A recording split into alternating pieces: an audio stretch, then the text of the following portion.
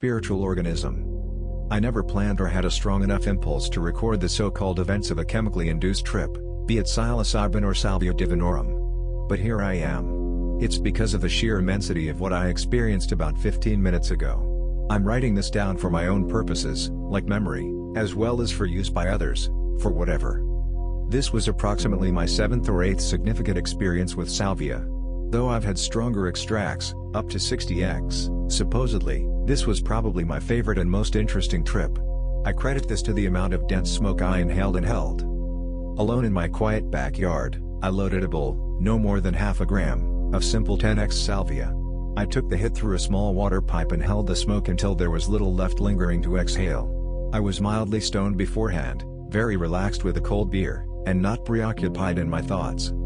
After a few seconds, I noticed the body sensations typical of salvia for me, tingling fingers, limbs, throat, though it was less noticeable than usual and certainly less memorable. I like to close my eyes for the inward journey of salvia, but I don't remember consciously doing so this evening. There was a complete, clean break, like an awakening or birth. Later, I would realize I'd been sitting there in something of a blackout, eyes presumably closed.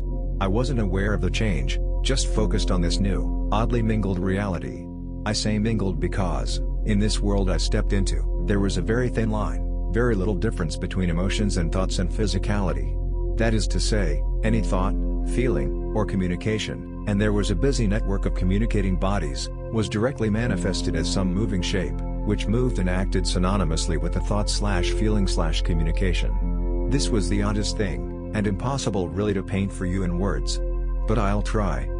I was at the edge, connected physically to the tip, of some unspeakable, organic tower that spread out digits in every direction like loose spokes of a huge, amorphous Ferris wheel. As stems on a plant, all the towers and respective fingers were connected at their base, beyond was black and void.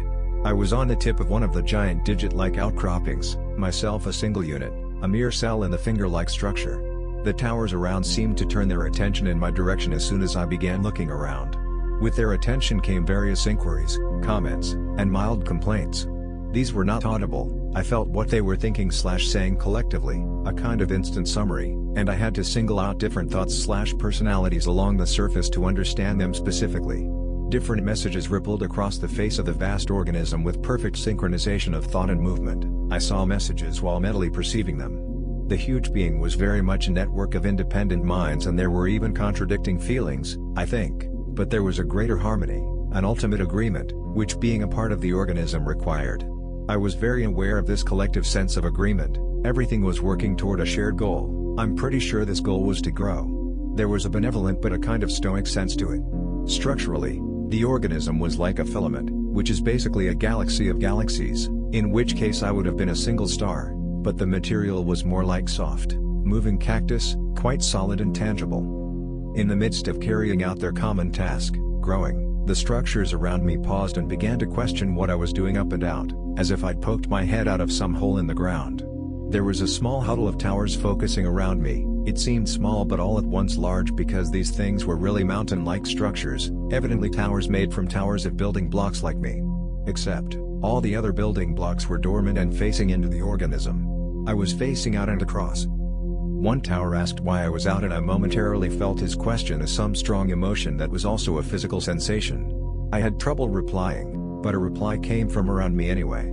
I couldn't perceive the response very well, but the tower of which I was a part, it may have just been the smaller digit where I was, answered in an apologetic, patient tone. This is the point during the experience when I began to slip in and out of the organism, much in the same way I would soon wash back in and out of my usual, daily consciousness, popping my head in and out of the hole, as it were. Glancing into the organism, where I'd been dormant until moments ago, was an ineffable web of parts of me, my identity, emotions, relationships, important memories. There was a constant shuffling of images, which brought on respective feelings etc., but one of the most dominant images was of the house where I grew up, from age 4 to 15. I distinctly remember seeing, with that odd clouding of dreams, an image of my old house upside down as I flipped back out and looked again over the organism's outer surface. There was apparently some sense of direction because I can recall doing a total flip over to find a new up and down, like inverting my z-axis or something. For a few moments I was going back and forth, swimming in emotion and realization, alternately. Inside, I could recognize complex combinations of feeling and experience, and I could trace these combos like taut ropes leading off to people in my life. Organic is a good word to describe the sense of it all. I wish I knew all the biological and botanical terms, because personal, even spiritual connections, were manifested in something like vines. People were stem nodes, I guess you could say. When I got the brief look at another person inside, I saw their personality and interpersonal relation to me more than their body. As I flipped back to the outside, I began to piece together the big picture. This unspeakable structure was built upon networks of internal networks of relationships and meaningful feelings, the most basic unit being an individual person like myself. What gets me about Salvia is how it can just throw you into another sense of reality. Tracing this wild, new perspective back to the reality we know is, in my opinion, the fun stuff.